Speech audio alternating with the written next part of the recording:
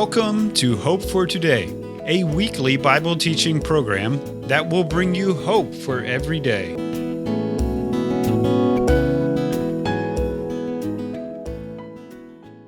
We are happy to be here with you today. Welcome, and thank you for joining us.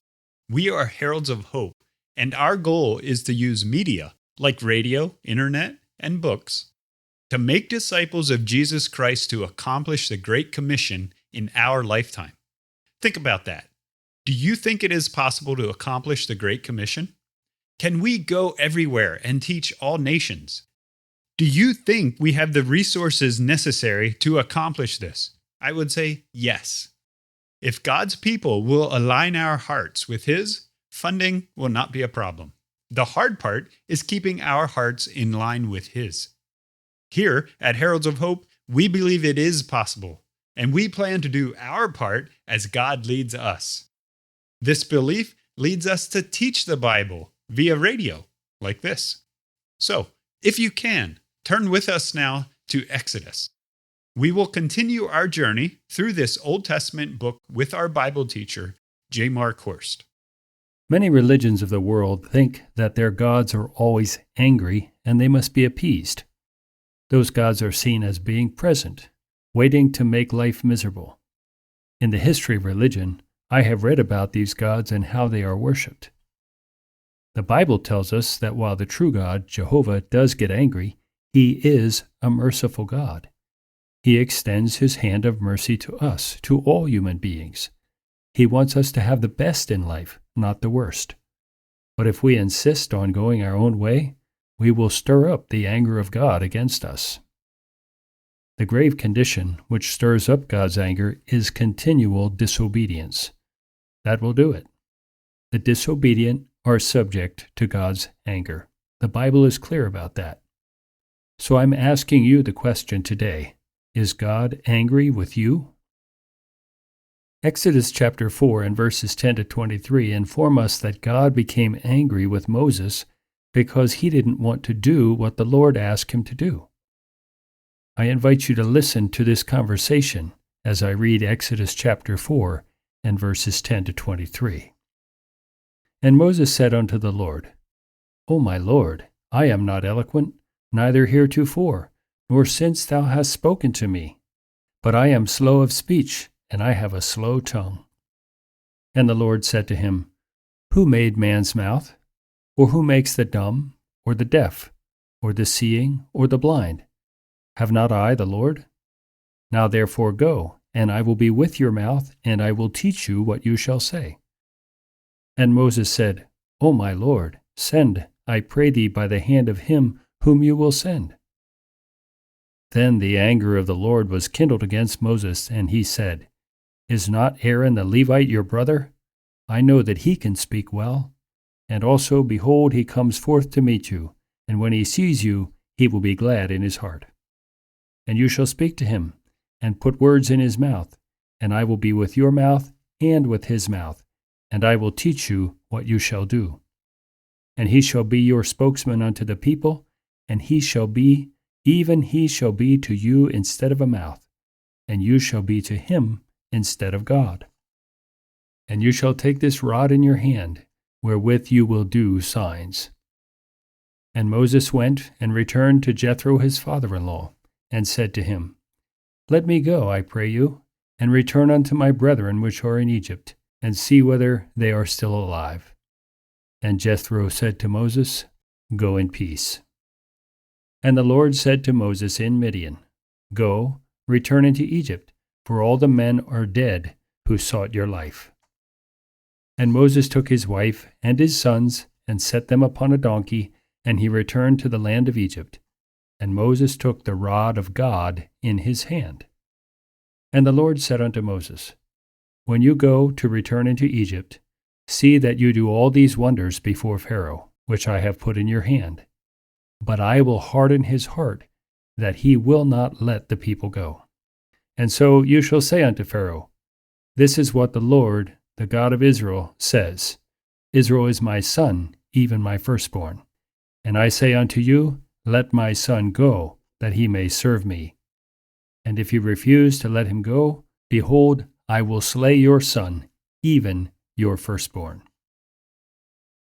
Now, even though God was angry with Moses, yet he proved his goodness by providing Moses with 3 definite helps so that he could do the will of God. The first help was God gave Moses his mouth. Notice with me Moses' complaint. When the Lord spoke to him about going, he kept arguing with God. He complained like this: "Lord, you know I'm not eloquent. I can't speak well. I'm slow of speech. I just don't have good speaking ability." Really? Think of how Moses was raised in Pharaoh's court. He was trained in all the wisdom of the Egyptians. It's strange, isn't it, that he would come with this word to the Lord, that he is not an eloquent speaker, when he had all that training in Pharaoh's palace.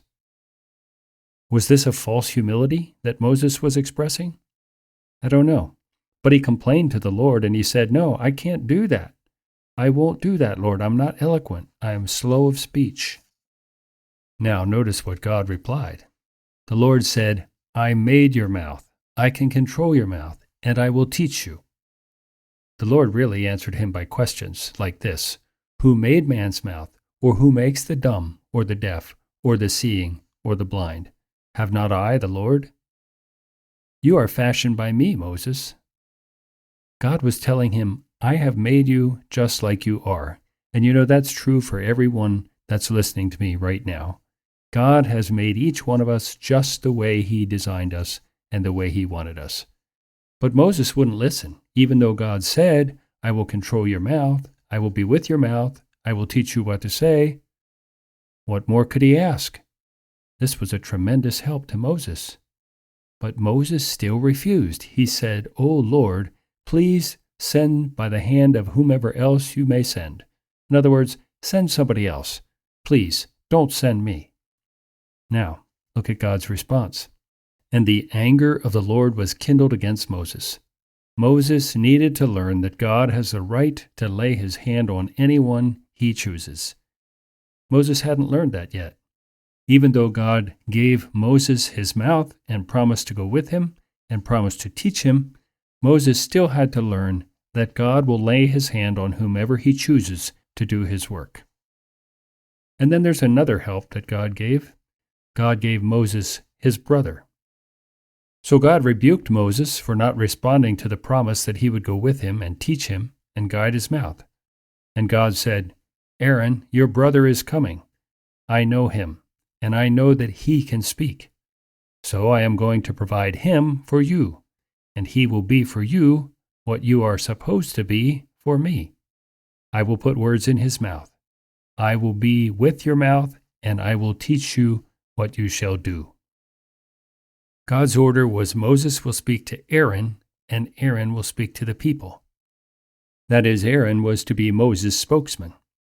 God had it all arranged that Moses would not need to speak, if indeed he truly was slow of speech or uneloquent. God had Aaron, Moses' brother, to do his work when Moses refused. Now I want to ask you a very personal question. Have you refused to do what God has asked you to do? Moses provoked God to anger because he wouldn't do what God asked him to do, even though God had said, I'll be with you, I'll tell you what to say. So the second help God gave to Moses was his brother. And there's yet a final help that God gave to Moses. God gave Moses his rod. Something very interesting here. The Lord said to him, "You shall take this rod in your hand, wherewith you shall do signs." The rod of God was what Moses needed, and God provided it for him. It was the same rod that you may remember God had used to confirm his call. Remember, it turned into a snake, and then when Moses took that snake by the tail, it turned back into a rod again.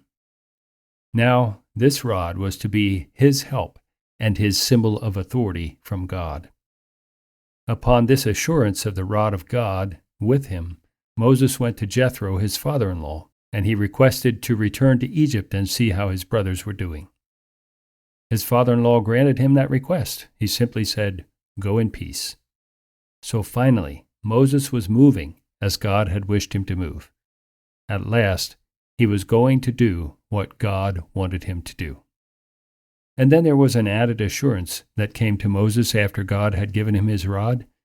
God reassured him with these words, "All the men are dead who sought your life." Then Moses picked up the rod of God and started off for Egypt. He was going to do wonders in Egypt with that rod and before Pharaoh. It was God's command. But God said, "I will harden his heart, because I am going to bring out my firstborn. Pharaoh is not going to let you bring them out. And before I get finished with him, I will need to kill his firstborn son, because he is not going to let my firstborn come out." God gave Moses his rod to do the wonders which would deliver his people. You see the beautiful way in which God provided for Moses, even though Moses made God angry? God gave him his mouth. God gave him his brother, and God gave him his rod. Uncontrolled anger is awful. God's anger is to be feared, for he can do what he must do. But I am pleased to tell you that God has provided helps, so you need not suffer God's anger. God made himself available to Moses. He, in fact, went with Moses as his personal companion. Do you know God in such a personal way? Have you had any communication with God at all? He is a personal God, and he wants a relationship with you.